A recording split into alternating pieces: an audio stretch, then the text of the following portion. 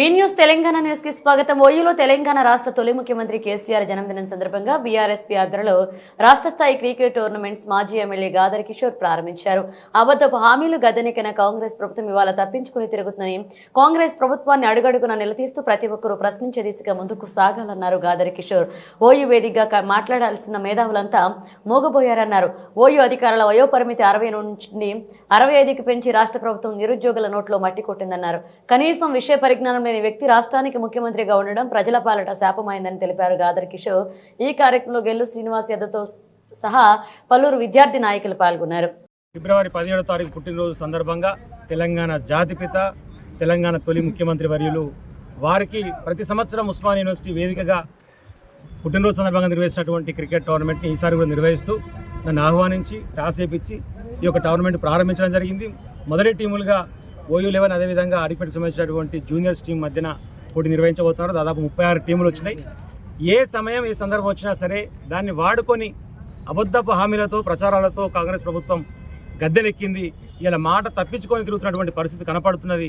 కాబట్టి అందరినీ మమేకం చేయడానికి ఏ అవకాశం దొరికినా అందరం కలిసి ప్రభుత్వాన్ని ప్రశ్నించడం కోసం ముందుకు సాగాలి. అదొక వేదికగా కేసీఆర్ గారు పుట్టినరోజును వాడుకోవాలని చెప్పేసి ఒక ప్రయత్నంలో భాగంగా నాగారం ప్రశాంత్ సోదరుడు నిర్వహిస్తున్నటువంటి కార్యక్రమం. నాతో పాటు గెల్లు శ్రీని గారు, ప్రవీణ్ రెడ్డి గారు, ధర్మేందర్ గారు, ముఖ్యులు అందరం కూడా వచ్చి ఇక్కడ ఈ కార్యక్రమంలో భాగస్వాములు కావడం జరిగింది.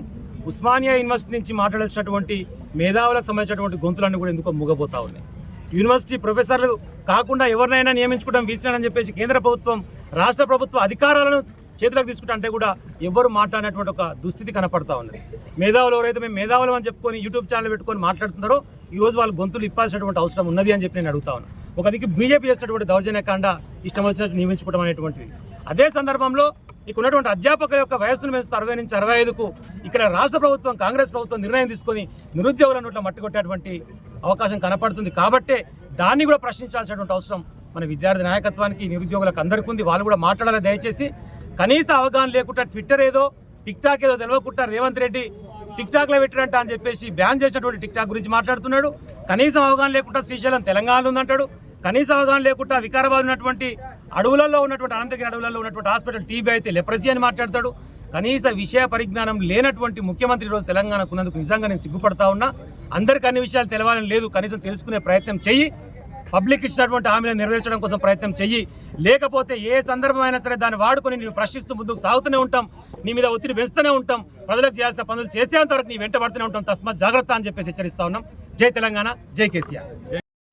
ఇవాళ ఓయూలో కేసీఆర్ గారి జన్మదిన సందర్భంగా ఇవాళ కేసీఆర్ కప్ పేరు మీద ఇవాళ కార్యక్రమాన్ని నిర్వహించడం జరిగింది. ఈ కార్యక్రమానికి ముఖ్య అతిథిగా వచ్చిన మా ఉస్మానియా సిటీ విద్యార్థి ఉద్యమ నేత గాదర్ కిషోర్ గారు, మిగతా విద్యార్థి నాయకులు, అదేవిధంగా ఇవాళ రాష్ట్ర ప్రభుత్వం ఎన్నికల ముందు కేసీఆర్ గారు ఈ రాష్ట్రంలోని ఉద్యోగుల కోసం ఒక టూ ఇయర్స్ ఏజ్ ఉద్యోగుల వయోపరిమితి పెంచితే ఆనాడు గగ్గోలు పెట్టిన రేవంత్ రెడ్డి గారు ఇవాళ తను అధికారంలోకి వచ్చినాక ఉస్మానియా యూనివర్సిటీ ఈ రాష్ట్రంలోని యూనివర్సిటీ అధ్యాపకులకు 60 ఏళ్ళ నుంచి 65 ఏళ్ళ విధంగా ఏ విధంగా పెంచిందని చెప్పి ఇవాళ విద్యార్థులందరూ ఇవాళ ప్రశ్నిస్తూ ఉన్నారు. ఇప్పటికే విశ్వవిద్యాలయంలో కూడా చాలామంది, వేలాది మంది విద్యార్థులు ఒక్కొక్క యూనివర్సిటీకి 1000 నుంచి 5000 వరకు కూడా పిహెచ్డీ కంప్లీట్ చేసిన విద్యార్థులు చాలామంది ఇవాళ ఉద్యోగం లేకుండా ఉన్నారు. వాళ్ళందరూ విశ్వవిద్యాలయంలో ఉపాధ్యాయ పోస్టుల కోసం పోటీ పడుతున్న సందర్భం ఉండే. ఆ రోజు కేసీఆర్ గారు ముఖ్యమంత్రి ఉన్నప్పుడు ఇదే కాంగ్రెస్ పార్టీ నాయకులు, బీజేపీ నాయకులు కూడగట్టుకొని కేసీఆర్ గారు రిక్రూట్మెంట్ చేయకుండా వాళ్ళ అనుచరులతో హైకోర్టులో కేసులు వేయించిన ఈ నాయకులు ఇవాళ అధికారంలోకి వచ్చి కాంగ్రెస్ ప్రభుత్వం 1 ఇయర్ దాటిపోయినా కూడా ఈ రోజు వరకు విశ్వవిద్యాలయంలో కూడా టీచర్ రిక్రూట్మెంట్ పోస్టులు నిర్వహించకపోవడం చాలా దుర్మార్గంగా మేము భావిస్తూ ఉన్నాం. వీళ్ళు ఓన్లీ ప్రొఫెసర్ల కోసం మాత్రం 5 సంవత్సరాలు ఇవాళ వయో పరిమితి పెంచారు. మరి విశ్వవిద్యాలయంలో పనిచేసే నాన్ టీచింగ్ విద్యార్థులు వాళ్ళు ఏం పాపం చేశారని చెప్పి వాళ్ళు మేము ప్రశ్నిస్తూ ఉన్నాం. చేస్తే అందరికీ ఒకే విధంగా ఉండాలి. ఈ రాష్ట్రంలోని ఉద్యోగులకు అందరికీ ఒక విధంగా అందరికీ ఒకటే విధంగా వయోపరిమితి ఉండాలి. టీచర్లకి ఏ విధంగా అయితే పెంచడమో వాళ్ళకు కూడా పెంచాలి. వాళ్ళకు పెంచకుండా వీళ్ళకి మాత్రమే పెంచడం వల్ల మీ ఉద్దేశం ఏంటని చెప్పి వాళ్ళు మేము ప్రశ్నిస్తున్నాం.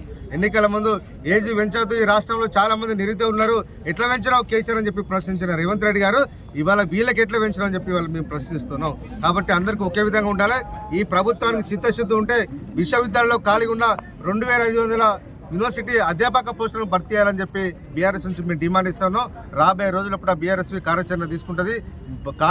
ఖాళీలన్నీ కూడా భర్తీ చేసే వరకు ఈ రాష్ట్రంలోని 2 లక్షల ఉద్యోగాలు సంవత్సరంలోపునే భర్తీ చేస్తున్న ముఖ్యమంత్రి గారికి వారి గుణపాఠం చెప్పే విధంగా రాష్ట్రంలోని విద్యార్థులు యువకులందరినీ ఏకం చేయబోతా ఉన్నాం. జై తెలంగాణ.